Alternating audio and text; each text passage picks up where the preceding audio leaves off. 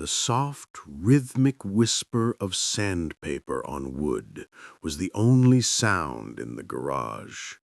For 61 years, John Miller believed his life was a story already written, a tale of quiet routines and settled dust.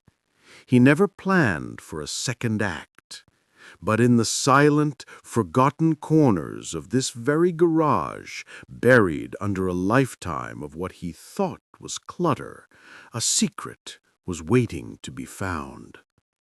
Maple Creek was the kind of town you'd miss if you blinked. Its streets were lined with houses wearing slightly peeling paint and proud, well-kept gardens. John's house was no different. At 61, his life had settled into a comfortable, if unremarkable, rhythm. For decades, he had worked as a clerk at the local hardware store, a job he'd taken after the small print shop he'd once dreamed of running had closed its doors. That dream had faded, replaced by the reality of mortgage payments and a cautious retirement fund that never seemed to grow quite enough. There was a quiet anxiety that hummed beneath the surface of his days, a fear that the best chapters were firmly behind him. His days began before the sun, with a single cup of black coffee in his silent kitchen. The drive to work was short, the greetings to neighbors familiar. His world was small, predictable. But the true heart of his existence was not the house, but the detached, single-car garage at the back of his property. To anyone else, it was a cluttered space, a museum of half-finished projects. The air was thick with the scent of pine resin, old motor oil, and dust motes that danced in the slants of light cutting through the grimy window. On a heavy wooden workbench, scarred and stained by decades of use, lay the tools of his forgotten hobby, woodworking. It was a passion born in his 20s, a love for the feel of grain under his fingertips, for the transformation of a rough plank into something smooth and purposeful. Over the years, it had become less a passion and more a therapy. He made simple things, a birdhouse, a small shelf, a repair on a wobbly chair. They were functional, unassuming. Each piece was a small, quiet rebellion against the inertia of his life, a testament to a lingering need to create, not just maintain. The accident wasn't dramatic. It was a moment of simple frustration. He was attempting to build a jewelry box for his daughter's birthday, but a clumsy slip with a chisel had gouged a deep, ugly scar across the lid of a beautiful piece of cherry wood. Disgusted, he tossed the ruined lid into a corner, onto a pile of other discarded mistakes and offcuts. He stared at the pile, a cemetery of failed projects. It was just junk, worthless. But later that evening, under the glow of a single bare bulb, his eyes kept drifting back to that pile. He walked over and picked up the scarred lid. His fingers traced the deep gouge. Instead of seeing a mistake, he saw a canyon, a riverbed. He picked up another piece, a twisted branch of oak he'd once thought to carve but had abandoned. He held them together, the gouge in the cherry wood and the gnarled form of the oak. They spoke to each other. A crazy idea, fragile as a cobweb, began to form in his mind. What if he stopped fighting the imperfections? What if the flaws were the very point? With a skepticism born of a lifetime of practicalities, he began to experiment. He started combining pieces of scrap wood, a slice of walnut with a bark edge still attached, a piece of maple with a pronounced knothole. He would fill the holes with clear epoxy resin he found in the back of the hardware store, watching it cure into artificial yet beautiful amber. He began sanding and finishing these composite blocks, not into anything functional, but just to see their true character emerge. The result was startling. The pieces of discarded wood, once destined for the fireplace, fused together into something unique. They were abstract landscapes, miniature topographies of grain and color. He had no idea what they were, only that he felt a spark of excitement he hadn't felt in 30 years. Hesitantly, he brought a few of his finished art blocks to the local farmer's market, setting up a small apologetic table next to the jam and honey vendors. He didn't call them art. He mumbled that they were conversation pieces. Most people passed by with polite, confused smiles. But one Saturday, a woman from the city, an interior designer visiting her family, stopped dead at his table. She picked up a block where a river of blue-tinted epoxy flowed through a split in a piece of black walnut. "This is incredible," she'd said, her voice full of genuine awe. "It's like holding a piece of the forest." She bought it on the spot for $50. John's hands trembled as he took the money. It was the first time anyone had ever valued his creation.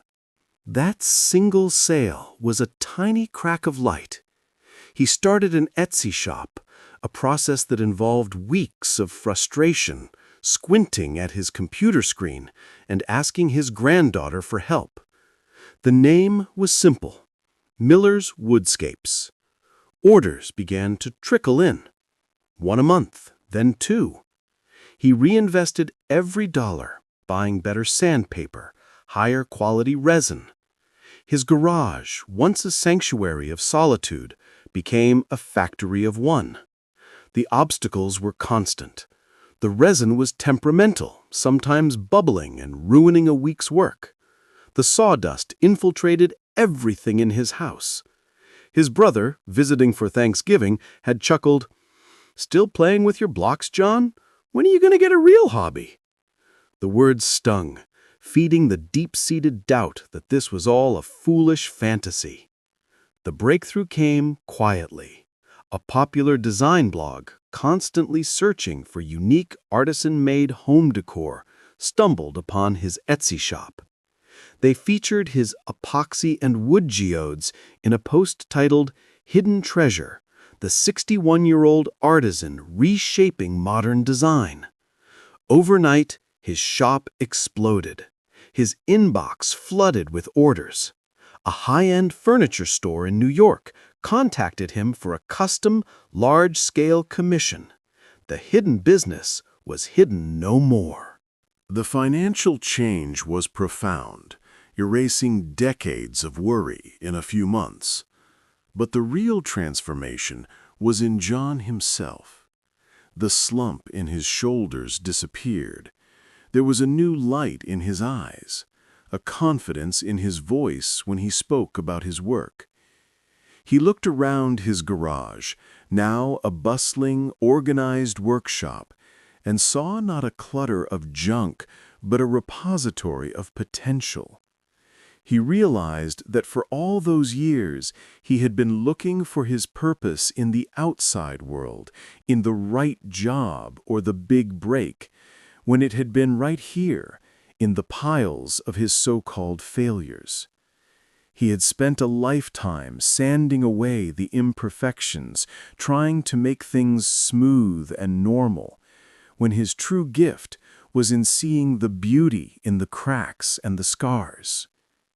He began to mentor a few young people in town, showing them how to see the potential in discarded materials. His garage became a minor local landmark, a symbol of late-blooming possibility. He wasn't just building a business, he was building a legacy of perspective. Success, John Miller learned, doesn't always shout. Sometimes it whispers from a pile of scrap wood in a dusty garage.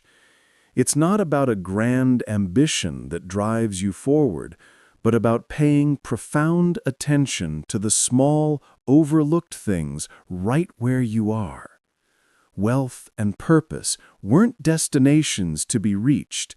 They were materials always at hand, waiting for a patient eye and a willing heart to assemble them into something new.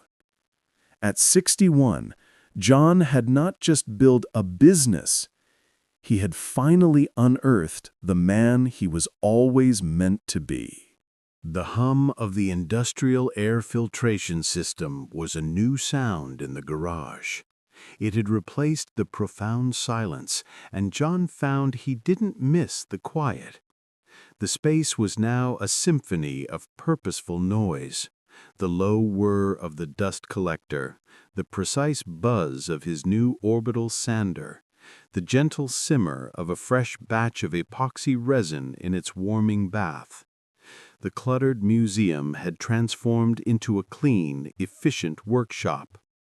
Every tool had its place on the French cleat wall he'd built himself. Every piece of wood was sorted by species and thickness on sturdy metal racks. Success, he was learning, required not just inspiration, but logistics. His second hire was a local young man, David, who had a knack for woodworking, but no direction. John taught him the fundamentals of his craft, how to prepare the wood blanks and manage the delicate resin pouring process. It was strange at first, being a teacher. He fumbled for the words to explain instincts that were buried deep in his hands. But in teaching David, he found he was relearning his own craft, seeing it with fresh eyes. The garage was no longer a solitary cell. It was a small, bustling hub. The financial freedom was the most surreal change. The constant low-grade anxiety about his retirement fund had vanished. He paid off his mortgage, a moment that felt more symbolic than financial. It was as if he had erased a decades-old debt to conventional expectations. He bought a new, reliable truck, not for show, but for the simple, profound pleasure of not worrying if it would start on a cold morning. He invested in the best tools he could find, not as luxuries, but as partners in his work, respecting the craft he had finally given its due. His relationship with the town shifted. He was no longer just John Miller, the former hardware clerk. He was the wood artist. The local newspaper ran a feature on him. People he'd known for decades would stop him at the grocery store not just for a chat, but with a curious, almost reverent tone, asking about his process. Some of the old-timers from the hardware store came by to see the operation. They'd stand in the garage, hands in their pockets, nodding slowly as he showed them a slab of spoulded maple being transformed with glowing resin. "You always had a gift, John," one of them said, and the words felt like a long overdue absolution. One afternoon, he was commissioned to create a massive conference table for the lobby of a new tech startup in the city. The design was complex, incorporating live edges from a massive, storm-felled black walnut tree and a river of deep blue resin that would appear to flow through the wood. It was the largest, most ambitious project he had ever undertaken. For weeks, the garage was consumed by it. There were moments of sheer terror, a near-catastrophic leak in the resin form, a hairline crack that appeared during milling. But he and David worked through each problem, their confidence growing with each solved crisis. The day the table was finally finished, polished to a deep liquid shine, they all stood back, John, David, and Chloe. No one spoke. The table was more than a piece of furniture. It was a monument. It held within its grain the memory of the tree it once was, the story of the storm that felled it, and the narrative of its own creation in a small garage in Maple Creek. It was a piece of the earth, refined by time and human hands. In that moment, John understood that his business was not about selling objects. It was about selling a piece of a story, a fragment of a transformed perspective. That evening, he sat on the old stool by his workbench, the garage quiet once more. He looked at his hands, still rough, still stained, but now known to thousands online as the hands that created beauty. He thought about the long, unremarkable path that had led him here. He had spent the majority of his life believing that his best years were behind him, that his chance for significance had passed him by. He had been so wrong. Purpose, he realized, isn't a finite resource that depletes with age. It's a seed that can lie dormant for decades, waiting for the right combination of circumstance, patience, and a willingness to see the world differently, to finally sprout. His success wasn't an accident. The accident was the slip of the chisel. The success was his decision to look at the gouge not as a ruin, but as the beginning of a new design. The world is full of garages, he thought, full of attics and basements and forgotten hobbies. They are not just storage spaces, they are hiding places for potential second acts, for latent dreams waiting for a second look. The most valuable treasures aren't found in distant lands or in following someone else's map. They are hidden in plain sight, in the very things we discard, in the skills we take for granted, in the quiet spaces we retreat to. All it takes is one moment of seeing, not just looking, to change everything. For John Miller, that moment arrived not in his youth, but in his 61st year, and it made all the time that came before it worth the wait. The changing seasons in the garage were no longer marked by the chill in the air or the heat from a small space heater, but by the evolving nature of the work itself. The frantic pace of the initial boom had mellowed into a steady, sustainable rhythm. Miller's woodscapes had found its equilibrium, operating with the quiet confidence of a mature tree, its roots now deep and secure. The workshop had expanded, not in a disruptive way, but organically. John had enlisted a local carpenter to build a small, well-insulated addition to house the dustier, louder milling operations, protecting the sanctity of the main space where the final magic happened. This new stability allowed for a different kind of creativity to emerge. John was no longer just fulfilling orders, he was pushing the boundaries of his own craft. He began experimenting with different materials, inlaying fragments of crushed turquoise and malachite into the resin rivers, creating stunning geological effects. He collaborated with a local glassblower, fusing delicate glass elements into the wood, creating pieces that played with light and transparency in ways he'd never imagined. The art blocks were now large-scale wall installations, freestanding sculptures, and even architectural elements. Each new piece was a dialogue between the inherent story of the wood and the narrative John was now confident enough to impose upon it. His role had shifted, too. He was less a craftsman on the front lines and more a creative director. David had grown into a superb artisan in his own right, capable of managing the entire production process from start to finish.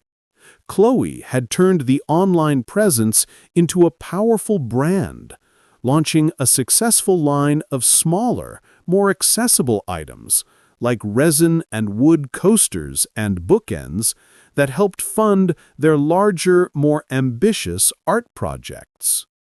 John found a profound satisfaction in nurturing their talents, in seeing their confidence bloom under his quiet guidance. He was building something far more valuable than a business. He was building a small, passionate team. The legacy of his work began to ripple outward in unexpected ways. A high school art teacher from a neighboring town contacted him, asking if her class could visit the workshop.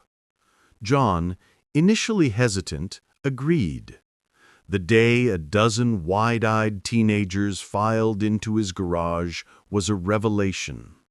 He showed them how to see the beauty in a gnarled piece of burl wood, how a crack wasn't a flaw, but a feature waiting for a river of gold. He watched their faces light up with understanding. After that, he started offering quarterly workshops for a handful of students. He wasn't just teaching them woodworking, he was teaching them a philosophy, to see potential where others saw waste, to embrace imperfection as a source of unique beauty. One of his most poignant projects came from a woman who brought him a box of old broken toys and small cherished trinkets that had belonged to her late father, a lifelong woodworker himself. She asked if John could embed them in a resin and wood table for her family. The project felt sacred.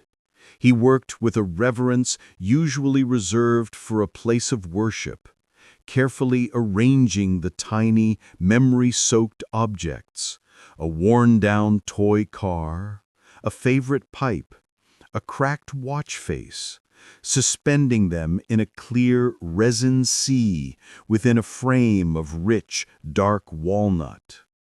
When he delivered the finished piece, the woman's tears were not of sadness, but of profound gratitude.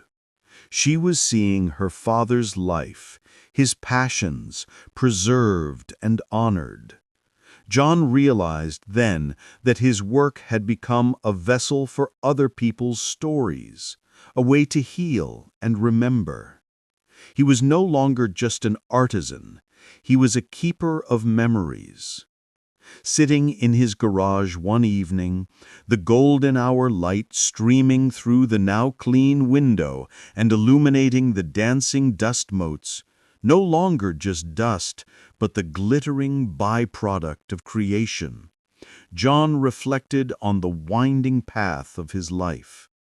The decades at the hardware store once a symbol of dreams deferred, now felt like necessary preparation. They had taught him patience, given him a deep understanding of materials, and instilled in him the quiet perseverance he had needed to see this through. He hadn't been wasting time. He had been gathering tools. The world often tells a simple story of success. A young visionary, a disruptive idea, rapid scaling, and an explosive exit.